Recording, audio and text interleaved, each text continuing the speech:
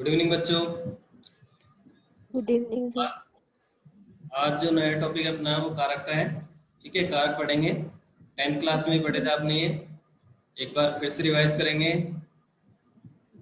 तो स्टार्ट करते हैं। कारक, सबसे पहले परिभाषा की बात करते हैं इसकी कि भाई परिभाषा क्या होती है। देखो, कारक को परसर्ग भी कहते हैं, ध्यान रखना। एक तो कारक परसर्ग भी कहलाता है। डेफिनेशन की अगर बात करें तो क्रिया को करने वाला, क्रिया को करने वाला, क्रिया को करने वाला, ठीक है, क्रिया को करने वाला कारक होता है या कारक शब्द होता है। अर्थात जब क्रिया को करने में कोई ना कोई अपनी भूमिका निभाता है, यानी कि जब क्रिया को करने में कोई ना कोई अपनी भूमिका निभाता है उसे हम कारक कहते हैं।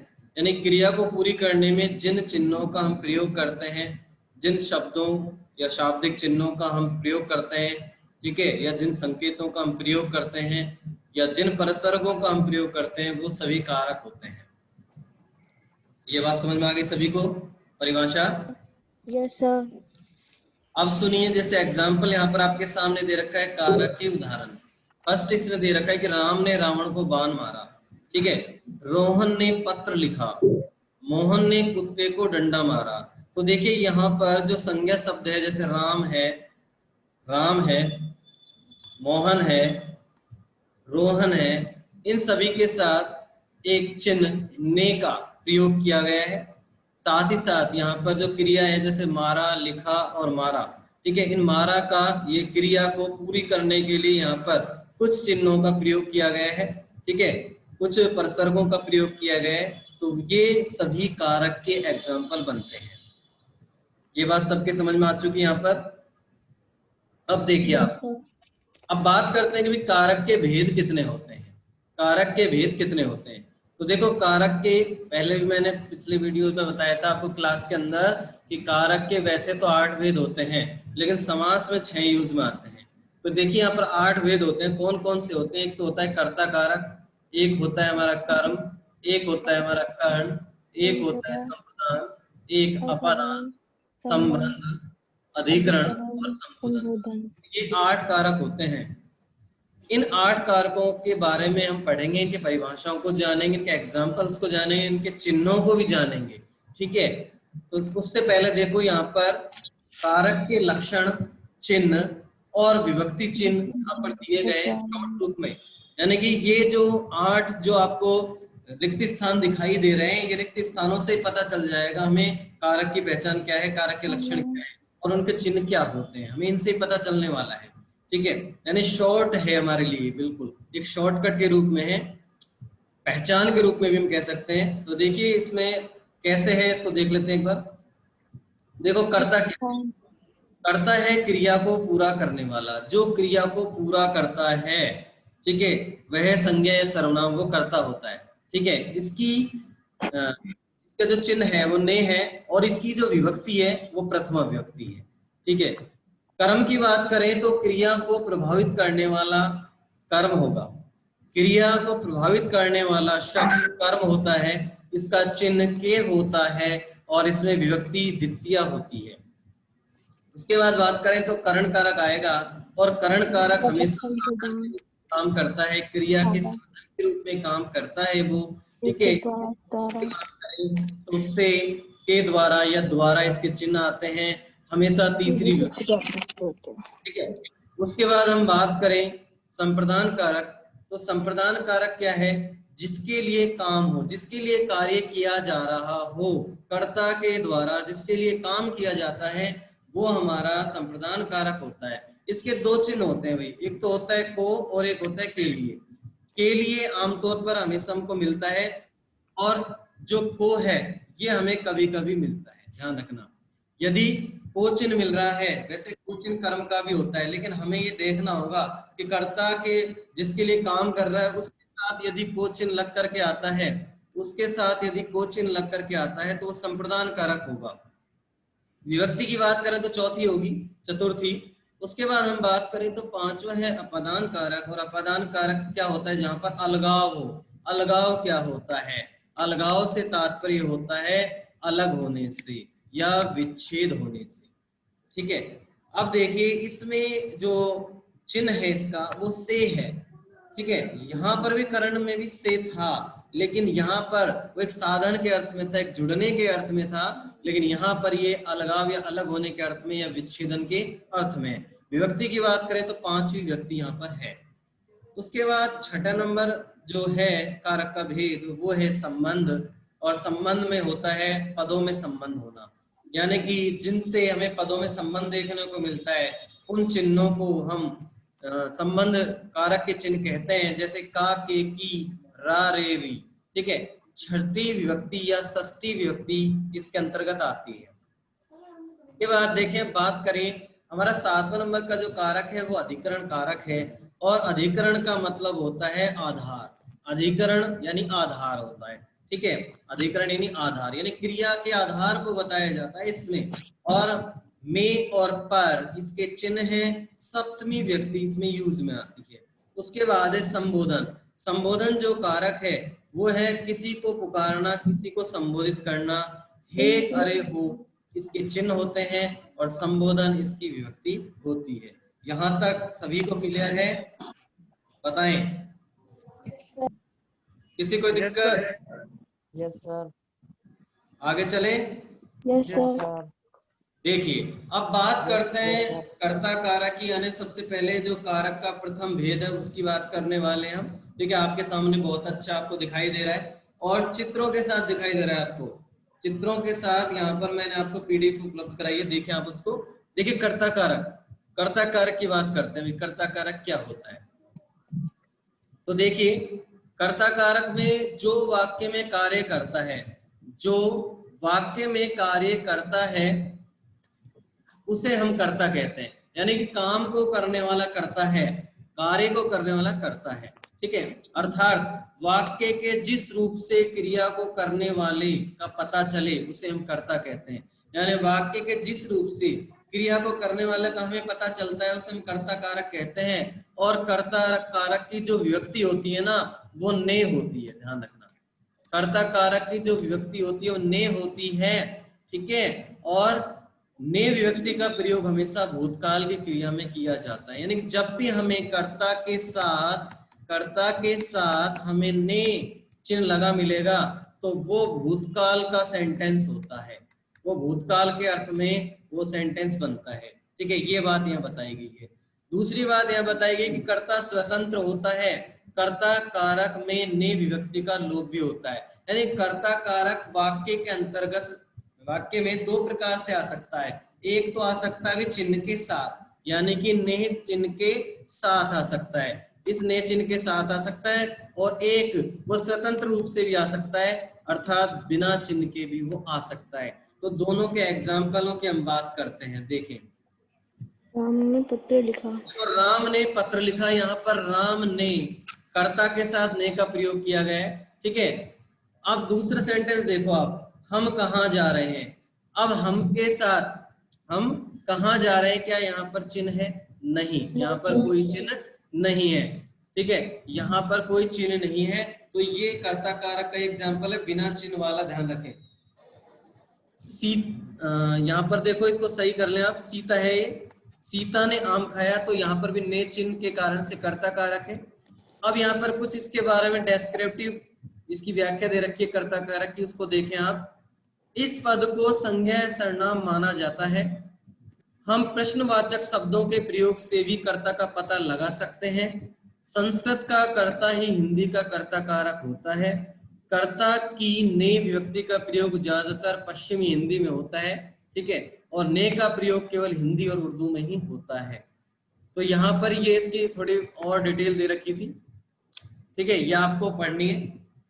उसके बाद देखते हैं सेकंड नंबर का जो हमारा भेद है कारक का, वो है कर्म।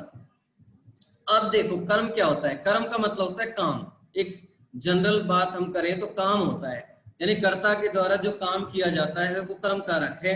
तो देखो, जिस व्यक्ति या वस्तु पर क्रिया का प्रभाव पड़ता है, जिस व्यक्ति या वस्तु पर किसका प्रभाव पड़ता है? भी क्रिया का प्रभाव पड़ता है, उसे हम कर्म कारक कहते हैं। और इसका जो चिन्ह होता है वो को होता है, ठीक है, इसका चिन्ह को होता है। लेकिन कहीं कहीं पर को चिन्ह का लोप हो जाता है, यानी कि ये भी, जैसे कर्ता कारक बिना चिन्ह के आ सकता है तो कर्म कारक भी बिना चिन्ह के आ सकता है। ये दोनों कारक ऐसे हैं जो बिना चिन्ह के आ सकते हैं, चिन्ह के साथ भी और बिना चिन्ह के भी, ठीक है। देखिए अब यहाँ पर बुलाना, सुलाना, कोसना, पुकारना, जमाना, भगाना आदि क्रियाओं के प्रयोग में अगर कर्म संज्ञा हो तो विभक्ति जरूर लगेगी। जब विशेषण का प्रयोग संज्ञा की तरह किया जाता है तब कर्म विभक्ति को जरूर लगती है। कर्म विभक्ति को का प्रयोग जरूर होता है। कब होता है? जब विशेषण का प्रयोग संज्ञा की तरह किया जा रहा है। कर्म संज्ञा का एक रूप ही होता है, कर्म एक संज्ञा का एक रूप ही होता है। तो देखिए एग्जाम्पल पर चलते हैं। अध्यापक छात्र को पीटता है। यहाँ पर हमें सीधा सा पता चल रहा है छात्र को, क्योंकि छात्र के साथ को चिन्ह का प्रयोग किया गया है, तो ये छात्र को यानी छात्र यहाँ पर कर्म कारक हो गया। तो ध्यान रखें ये जो लाइन आपके सामने दे रखी थी, कर्म संज्ञा का एक रूप होता है, यानी संज्ञा का रूप कर्म भी होगा, यानी संज्ञा कर्म भी कहला सकती है, जैसे ये कहला गई यहाँ पर छात्र, यानी छात्र संज्ञा भी है और ये कर्म भी हो गया। सीता फल खाती है। अब देखो यहाँ पर क्या आपको कोई चिन्ह दिखाई दे रहा है को का? को चिन्ह दिखाई दे रहा है सीता फल खाती में? आया ना? No sir. नहीं है। अब हमें क्या करना है? हमने क्रिया पढ़ी हुई है, हमें पता है कि हमें क्रिया से एक सवाल करना है। क्या? अंग्रेजी का वर्ड क्या खाती है? फल खाती है, फल खा रही है। यदि हमें पॉजिटिव आंसर मिलता है तो सकर्मक क्रिया होती है, आपने क्रिया पढ़ी होगी तो, और अगर हमें नेगेटिव आंसर मिलता है तो अकर्मक क्रिया होगी। अब हमें पता पड़ रहा है क्या खाती है, यानी फल, यानी कर्म है इसमें। हाँ सर, कर्म है, यानी कि हमें को चिन्ह लगाने की आवश्यकता नहीं पड़ी, हमें वैसे कर्म का पता चल गया। तो देखिए कर्म कारक का ये एग्जाम्पल है बिना चिन्ह वाला। उसके बाद देखो अमर सितार बजा रहा है। क्या बजा रहा है भाई? सितार बजा रहा है, तो सितार में कर्म कारक है, ठीक है। तो यहाँ पर ये बिना चिन्ह वाले कर्म कारक के एग्जाम्पल्स हैं। अब देखिए हम आगे बढ़ते हैं हमारे तीसरे कारक की ओर, वो है करण कारक। करण का मतलब होता है साधन, ध्यान रखो, करण का मतलब होता है साधन। देखिए परिभाषा पर चलते हैं। जिस साधन से क्रिया होती है उसे हम करण कारक कहते हैं, यानी जिसके द्वारा क्रिया पूरी की जा रही है वो साधन, वो हमारा करण कारक है। देखो इसका विभक्ति चिन्ह से, के द्वारा और के द्वारा होता है। से, द्वारा, के द्वारा, ये इसके विभक्ति चिन्ह होते हैं, ठीक है। जिसकी सहायता से कोई भी कार्य किया जाता है उसे हम करण कारक कहते हैं। करण कारक का जो क्षेत्र होता है वो बाकी कारकों से बड़ा होता है। करण कारक का जो स्पेस है ना वो अन्य कारकों से बड़ा है। देखिए एग्जांपल, बच्चे गेंद से खेल रहे हैं। से लग गया, चिन्ह मिल गया से हमें, ठीक है। किससे खेल रहे हैं? गेंद से। ये बच्चे जो हैं पिक्चर में आप देख रहे हो, यहाँ पर ये बच्चे गेंद से खेल रहे हैं, तो यानी कि बच्चों का खेलने का साधन क्या है? वो है गेंद, यानी बॉल, ठीक है। तो ये गेंद में क्या है? करण कारक है। बच्चा बोतल से दूध पीता है। अब देखो क्या पीता है वो बच्चा? क्या पीता है? दूध। दूध में कौन सा कारक है? दूध में कौन सा कारक है? कर्म कारक। बिल्कुल सही है, दूध में तो कर्म कारक है, लेकिन साधन क्या है? किससे पी रहा है वो? बोतल से। तो बोतल के अंदर करण कारक है, ये ध्यान रखना आपको। दूध में कर्म कारक, बोतल में हमारा करण कारक, और बच्चे में कर्ता कारक है, ठीक है। और पीता है हमारी क्या है? क्रिया है, ठीक है। इस प्रकार से हम पता कर सकते हैं। अगला एग्जाम्पल देखो, राम ने रावण को बाण से मारा। अब जो राम है वो किससे मार रहा है रावण को? वो बाण से मार रहा है, ठीक है। अब देखो आप यहाँ पर, अब मैं आपसे पूछने वाला हूँ क्रिया कौन सी है इस सेंटेंस में? क्रिया कौन सी है? मारा, बिल्कुल सही है। अब बताएं आप मुझे, बाण से ये कौन सा कारक है? करण कारक। और कर्म कारक का एग्जाम्पल भी है कि इसमें कोई शब्द है क्या उनका? है ना सर? रावण को। बिल्कुल ठीक है। और कर्ता कारक आप जानते ही हैं, राम ने, ठीक है। तो इस प्रकार से एक लाइन आपको और याद रखनी है कि एक वाक्य में एक से अधिक कारक पाए जाते हैं। ध्यान रखना इस चीज को। क्लियर यहाँ तक सबको? Yes sir. सर एक लाइन में जैसे स्क्रीनशॉट लेकर चलना फटाफट से, ठीक है, बाद में उतार लेना। ले ले फटाफट से, आगे बढ़ रहा हूँ मैं फिर। अगर जैसे सर एक वाक्य में इतने सारे कारक हैं तो हम सबका हाँ। नाम लिखेंगे? नहीं नहीं नहीं, हमें तो जो पूछा जाएगा जिस शब्द में वो लिखना होता है, या जो विशेष रूप से आता है वो लिखना होता है। ठीक है, ठीक है सर। आगे देखें अब। नंबर 4 है संप्रदान कारक। अब देखिए संप्रदान कारक क्या होता है। संप्रदान का अर्थ होता है देना। संप्रदान का अर्थ होता है देना या प्रदान करना, यानी कर्ता किसी को कुछ दे या प्रदान करे, ठीक है, या कर्ता किसी के लिए कोई काम करे, तो वो होता है संप्रदान कारक। डेफिनेशन समझे? ये तो मैंने शाब्दिक अर्थ बताया अभी, अब डेफिनेशन देखते हैं अपन। जिसके लिए कर्ता काम करता है, ठीक है, इसको यहाँ पर थोड़ा करेक्शन करें, ये वाला कर्ता आएगा ये, ठीक है, जिसके लिए कर्ता काम करता है या कार्य करता है उसे हम संप्रदान कारक कहेंगे। और संप्रदान कारक के जो व्यक्ति चिन्ह होते हैं वो होते हैं के लिए और को। ध्यान रखें, जो को होता है, जो को होता है वो क्या होगा, वो कर्म का भी है, लेकिन यदि किसी के लिए, यानी कर्ता जिसके लिए काम करे, अगर उसके लिए वो आता है ना, तो वहां पर वो संप्रदान कारक का चिन्ह होगा। ठीक है, और यदि कर्म के रूप में आता है तो वो कर्म का होगा। अब देखो यहाँ पर किसके लिए प्रश्नवाचक शब्द लगाकर भी पहचाना जा सकता है, यानी कि हम क्रिया से एक सवाल कर लें कि किसके लिए, हम क्रिया से सवाल कर लें भाई किसके लिए, तो यदि हमें पॉजिटिव आंसर मिलता है तो वो जो शब्द निकल कर आएगा ना, वो संप्रदान कारक का शब्द होगा। ठीक है, तो देखिए एग्जाम्पल पर चलते हैं। यहाँ पर एग्जाम्पल दे रखा है आपके सामने, गरीबों को खाना दो, गरीबों को खाना दो। ठीक है, अब देखो यहाँ पर क्या दो, क्या दो, मैंने क्रिया से सवाल किया, ठीक है, मैंने क्रिया से सवाल किया क्या दो, खाना। खाना। तो खाना क्या है, कर्म या संप्रदान? खाना क्या है, कर्म, कर्म है या संप्रदान है? कौन सा है बताएं? कर्म कारक है या कर्म है, कर्म है, कर्म कारक है। फटाफट बताया करो। देखो खाना क्या दो, खाना, खाना तो कर्म हुआ ना उसका, लेकिन किसके लिए? अब मैंने क्रिया से दूसरा सवाल किया, किसके लिए दो? गरीबों को दो भाई। ठीक है, गरीबों के लिए दो। गरीबों को। अब ये जो गरीबों है ना, ये कर्ता कारक नहीं है, यहाँ पर क्या आ गए, संप्रदान कारक है। ध्यान रखना इस चीज को। क्लियर? क्योंकि इसमें कोचिंग तो आ रहा है ना, वो न तो कर्ता के लिए न कर्म के लिए, वो संप्रदान के लिए। क्लियर? क्रिया से क्या सवाल पूछूंगा मैं, किसके लिए? क्रिया से क्या सवाल पूछेंगे हम संप्रदान की पहचान के लिए, किसके लिए। ठीक है, क्लियर है? सेकंड एग्जांपल देखें, मेरे लिए, मेरे लिए दूध लेकर आओ। क्या लेकर आओ? दूध। दूध को तो सर कर्म कारक। दूध तो क्या हो गया, कर्म। कर्म। और किसके लिए? मेरे लिए। मेरे लिए, यानी मेरे लिए जो शब्द है ना यहाँ पर, ये हमारा हो गया संप्रदान। ठीक है, माँ बेटे के लिए खाना लाई। अब मुझे बताएं क्या लाई? खाना। खाना। तो खाना क्या है हमारा? कर्म। कर्म। और किसके लिए लाई? बेटे के लिए सर। बेटे के लिए। तो बेटे के लिए क्या हो गया, संप्रदान। संप्रदान। और माँ में कौन सा कारक है फिर? सर कर्म। और कर्म नहीं सर, कर्ता। कर्ता। ठीक है, ध्यान रखना इस चीज को। काम कौन कर रहा है? माँ कर रही है। ठीक है, तो कर्ता कारक हो गई। किसके लिए कर रही है? बेटे के लिए कर रही है, संप्रदान कारक हो गया। ठीक है, और क्या कर्म हो गया, यानी क्या कर्म किया जा रहा है, खाना का। तो खाना लेकर आइए वो, तो खाना यहाँ पर कर्म कारक हो गया। क्लियर यहाँ तक सभी को? Yes sir.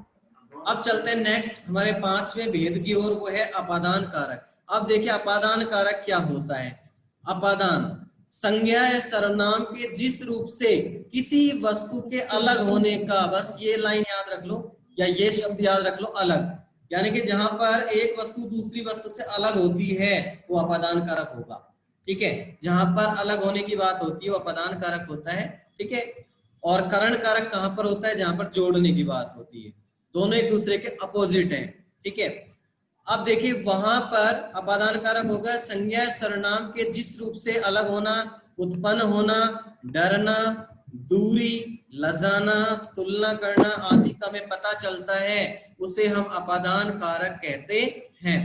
इसका विभक्ति चिन्ह क्या होता है? से, करण का भी से और अपादान का भी से, लेकिन डिफरेंट है। यहाँ पर करण कारक किसमें यूज में आता है? जोड़ने के लिए, जबकि अपादान कारक किसकी यूज में आता है? वो अलग करने के लिए। ठीक है, बस इतना सा अंतर आपको याद रखना है। अब देखो यहाँ पर भी हमें पहचान मिल गई।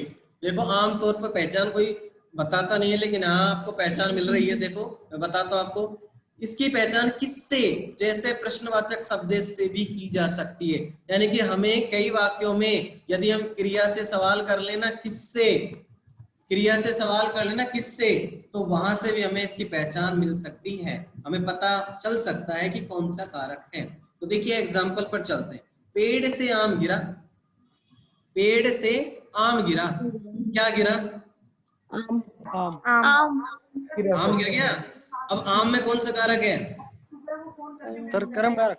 कर्म कारक। और किससे गिरा? किससे गिरा? पेड़ से। पेड़ से। तो देखो पेड़ से में हो गया हमारा अपादान कारक। क्लियर है यहाँ सबको? Yes sir. अब देखो सेकंड एग्जांपल, हाथ से छड़ी गिर गई। भाई हाथ है, हाथ में छड़ी पकड़ रखी थी लेकिन वो गिर गई गलती से, ठीक है। तो हाथ और छड़ी के बीच में गैप आ गया ना, अलग हो गया ना, वो अलग होने का भाव है ना यहाँ पर, आया ना? Yes sir. तो यहाँ पर अलग होने के भाव से हम पता कर सकते हैं, देखो अपादान कारक है। लेकिन हमें शब्द का पता करना है कि कौन से शब्द में है अपादान कारक। तो हम क्रिया से क्या, कौन सा सवाल करेंगे भाई? किससे। क्रिया से कौन सा सवाल करेंगे? किससे। यानी किससे गिर गई? हाथ से गिर गई। हाथ से में क्या है? अपादान कारक। बहुत अच्छे से समझ में आ रहा है ना भाई? Yes sir. अब देखो तीसरा एग्जाम्पल आप लोग बताओगे, मैं नहीं बता रहा। सुरेश शेर से डरता है भाई। अब मुझे बताओ क्या डरता है? सर क्या डर? सर सुरेश करता है। क्या? सुरेश करता है।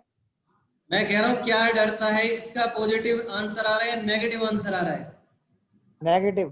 नेगेटिव आ रहा है। यहाँ पर हमें क्या डरता है इसका आंसर नहीं मिल रहा, हमें कौन डरता है किसका आंसर मिल रहा है? हमें कौन का, ठीक है, न कि क्या का, ठीक है। क्या का नहीं मिल रहा हमें कौन का मिल रहा है। कौन डरता है? सुरेश, ठीक है। तो ये यहाँ पर कर्म तो है ही नहीं, इस वाक्य में कर्म तो कहीं दे ही नहीं रखा, ये तो अकर्मक सेंटेंस है, अकर्मक क्रिया का है। छोड़ो उस बात को, छोड़ो चलो। लेकिन हम आ जाते हैं अपने पॉइंट पर, यानी अपादान कारक। किससे डरता है? शेर से। शेर से। शेर से। तो शेर से में क्या है? अपादान कारक है। और अगर हम इसकी कर्ता की बात करें तो कर्ता कौन है इसका? सुरेश। सुरेश। आगे बात समझ में सभी के यहाँ तक? चले आगे।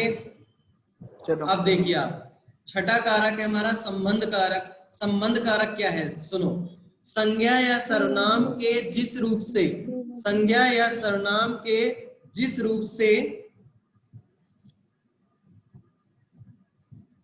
संज्ञा या सर्वनाम के, तो देखो आप संबंध कारक की बात करते हैं, संज्ञा या सर्वनाम के जिस रूप की वजह से एक वस्तु की दूसरी वस्तु से संबंध का पता चले। यानी जब एक वस्तु का दूसरी वस्तु के संबंध से जब पता चलता है तो वहां पर कौन सा कारक होगा? वहां पर संबंध कारक होता है, वहां पर संबंध कारक होता है। ये चीज आपको याद रखनी है।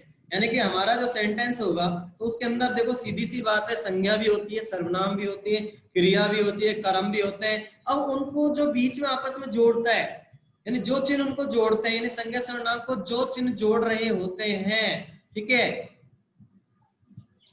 जो चिन्ह जोड़ रहे होते हैं वो चिन्ह क्या होते हैं? संबंध कारक के चिन्ह होते हैं, ठीक है। अब देखो आप यहां पर देखो एक एग्जांपल बता रखा है, सीतापुर मोहन का गांव है। सीतापुर है वो किसका गांव है? मोहन का, ठीक है। यहाँ पर सीतापुर भी क्या है? संज्ञा है। सीतापुर भी क्या है? संज्ञा है। और मोहन भी क्या है? संज्ञा है। और यहाँ पर गांव क्या है? ये भी संज्ञा है, ठीक है। अब देखो यहाँ पर इन सबको आपस में जोड़ने का काम कौन कर रहा है? का। कौन जोड़ रहा है? का चिन्ह, हाँ या ना? हाँ सर। ठीक है। तो ये जो का चिन्ह है ये संबंध कारक का चिन्ह होता है, ठीक है, इसलिए आ रहा है, संबंध बता रहा है यहाँ पर, सीतापुर और मोहन का यहाँ पर संबंध स्पष्ट किया जा रहा है। सेना के जवान आ रहे हैं। अब देखो सेना और जवान को आपस में जोड़ने का काम कौन कर रहा है? के चिन्ह कर रहा है। तो देखो सेना के जवान इस प्रकार से आ रहे हैं, तो यहाँ पर संबंध प्रकट किया जा रहा है। ठीक है, यह सुरेश का भाई है, यानी कि यह सुरेश और भाई, इन आप जो शब्द यहाँ पर दे रखे हैं, इन सभी शब्दों में का जो चिन्ह है, आपस में इनको शब्दों का संबंध प्रकट करते हुए आया है। तो हमें यदि का, के, की, रा, रे, री कहीं पर भी मिल जाते हैं वाक्य के अंदर, तो वो संबंध कारक का चिन्ह होता है। ठीक है, वो संबंध कारक के चिन्ह होते हैं, ये चीज आपको याद रखनी है। क्लियर? Yes sir.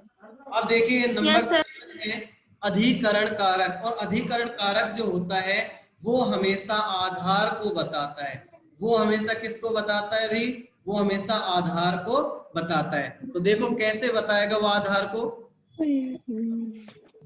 आधार या फिर आश्रय, आश्रय भी बोल सकते हैं हम यहाँ पर, आधार को हम आश्रय भी बोल सकते हैं। तो देखिए यहाँ पर इसको आप संज्ञा के जिस रूप की वजह से क्रिया के आधार का बोध हो उसे हम अधिकरण कारक कहते हैं। इसकी विभक्ति कौन सी होती है? एक तो होती है में और एक होती है पर।